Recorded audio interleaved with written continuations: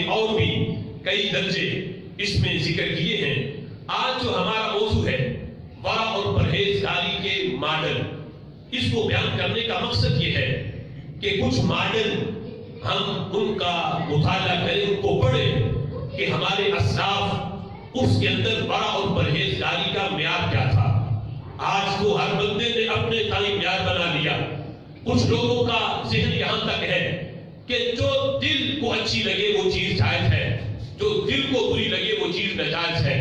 یعنی ورع کے ماڈل بھی لوگوں نے اپنی طرف سے بنا لی۔ شریعت سے تو پوچھنا بڑی دور کی بات ہے۔ گاندھی جیسے کہتے ہیں حلال وہ ہے جو بندے کو پسند آ جائے، وہ حلال ہے، وہ جائز ہے، اور جو بندے کی طبیعت نہ مانے وہ ناجائز ہے۔ یعنی ایسے ماڈل بنا لیے کہ شریعت سے پوچھنے کی ضرورت ہی نہیں، بندہ خود جو ہے وہ دیکھے، جو بندے کی طبیعت مانے وہ اس کے لیے ٹھیک ہے، جو بندے کی طبیعت نہیں مانتی وہ اس کے لیے جائز درست نہیں ہے۔ تو شریعت کہتی ہے اپنی طبیعت کی طرف نہ دیکھ، ماہ مدینہ کے فرمان کی طرف دیکھ۔ سبحان اللہ۔ رسول اللہ صلی اللہ علیہ وسلم جس چیز کی علت کا حکم دیتے وہ حلال ہے، جس چیز کے حرام ہونے کا بیان کرتے وہ چیز حرام ہے۔ یہاں اپنا تو اختیار بھی نہیں ہے، اپنا شریعت کلمہ پڑھنے کا مطلب یہ ہے کہ بندہ اپنے نفس کا نہیں، رب ذوالجلال کی ذات پر ایمان لانے کا مطلب یہ ہے اپنے نفس کو چھوڑ کے، اپنے اختیارات اور اپنی پسند اور ناپسند کو چھوڑ کر اللہ اور اس کے رسول کی پسند کو بندہ اختیار کرتے ہیں۔ اب دیکھو اس سلسلہ میں سب سے پہلے مسلم شریف کے اندر یہ حدیث جس کو حضرت ابو ہریرہ رضی اللہ تعالیٰ عنہ اس حدیث کو روایت کرتے ہیں، فرماتے ہیں کہ رسول اللہ صلی اللہ تعالیٰ علیہ وسلم نے اپنی امت کو جو ورع اور پرہیزگاری کا درس دیا، اور اس کا آغاز کریم آقا صلی اللہ علیہ وسلم نے اپنے گھر سے کیا۔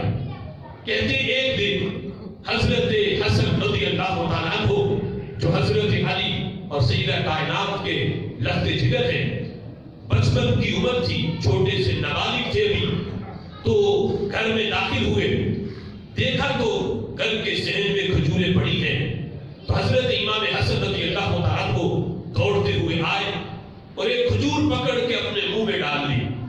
جس وقت رسول اللہ صلی اللہ تعالیٰ علیہ وسلم نے دیکھا تو کریم آقا علیہ السلام نے حضرت امام حسن کو جھڑکی دی اور فرمایا اما تعرف انا لا نأکل الصدقہ، اے حسن کیا تمہیں پتہ نہیں ہے کہ ہم صدقہ نہیں کھاتے؟ یہ مال جو ہمارے گھر میں پڑا ہے یہ مال صدقے کا ہے، کیا بیت المال کا ہے، صدقے کا مال ہے، یہ مال ہم نہیں کھاتے۔ نبی پاک علیہ السلام نے صرف منع ہی نہیں کیا بلکہ حدیث کے یہ لفظ ہے کہ میرے محبوب علیہ السلام نے اپنی انگلی مبارک حضرت امام حسن کے منہ میں داخل کر کے وہ کھجور باہر نکال کے پھینکی اور فرمایا کہ یہ کھجور ہمارے لیے کھانا جائز نہیں ہے۔ اب دیکھو حضرت امام حسن رضی اللہ تعالیٰ عنہ ابھی نابالغ ہیں، شریعت کے ابھی مکلف ہی نہیں، شریعت کے احکام لگتے ہیں جب بندہ بالغ ہو جائے پھر بندہ شریعت کا مکلف بنتا ہے۔ لیکن کریم آقا صلی اللہ علیہ وسلم کا یہ عمل حضرت امام حسن کے ساتھ یہ امت کے لیے یہ درس تھا کہ لوگوں شریعت بنائی بھی ہم نے ہے اور شریعت کی نگرانی بھی ہم ہی کریں گے۔ اگر ہمارے گھر سے شریعت کی نگرانی نہ ہوئی اور شریعت کے احکامات کی پاسداری نہ ہوئی تو پھر امت تو اس سے اگلے کام کرے گی۔ لہذا اگرچہ حضرت امام حسن رضی اللہ تعالیٰ عنہ پہ اس وقت شریعت کے احکام لاگو نہیں ہوتے تھے، اس کے باوجود رسول اللہ صلی اللہ علیہ وسلم نے آپ کے منہ سے دو کھجور نکال کے امت کو درس دیا ہے کہ جن کے گھر سے شریعت بنی ہے ان کے گھر میں شریعت کی نگرانی کس انداز میں ہوتی ہے۔ فوراً نکال کے فرمایا کہ یہ ہمارے لیے کھانا یہ جائز نہیں ہے، یہ صدقے کا مال ہے۔ یہ رسول اللہ صلی اللہ علیہ وسلم کی یہ تعلیمات کا اثر ہے کہ صحابہ کرام رضوان نے جو آقا علیہ السلام سے سیکھا۔ حدیث میں آتا ہے ایک صحابی رسول اللہ کے پیچھے نماز پڑھتے، صبح فجر کی نماز پڑھتے، ابھی سلام پھرتا فوراً اپنے گھر چلے جاتے۔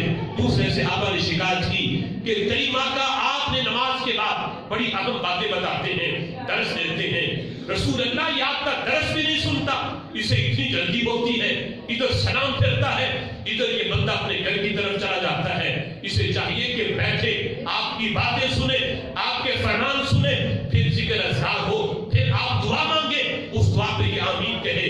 महबूब ये कुछ भी नहीं सुनता, अपने घर चला जाता है। मेरे महबूब अगरचे जानते सब कुछ हैं, लेकिन उन सहाबा को बताने के लिए उस सहाबी से पूछा कि तुम बैठते क्यों नहीं, मेरी बातें क्यों नहीं सुनते, फौरन घर क्यों चले जाते हो, इसका सबब क्या है? वो सहाबी कहने लगे, महबूब इसका सबब यह है कि मेरे जो पड़ोसी है उसके घर के सहन में खजूर का दरख्त है, उसकी शाखें मेरे सहन में भी लटकती हैं। जब सुबह ठंडी हवा चलती है, उसके दरख्त से खजूरें टूट के मेरे सहन में आ जाती हैं।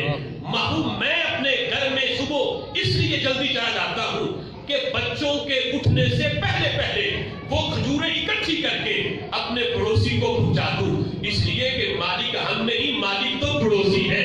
कहीं मेरे जाने से पहले मेरे बच्चे उठ के वो खजूर अपने मुंह में ना डाल दे। ये सहाबा इकराम ने कुरान का फरा और परहेजगारी का ये मॉडल था। नबी पाक अलैहिस्सलाम की तालीमात का ये असर है कि जो उन्होंने सीखा अपनी अमली जिंदगी के अंदर उसको इस अंदाज में लाए हैं। रब्बे ज़ुल जलाल ने आज उन्हीं लोगों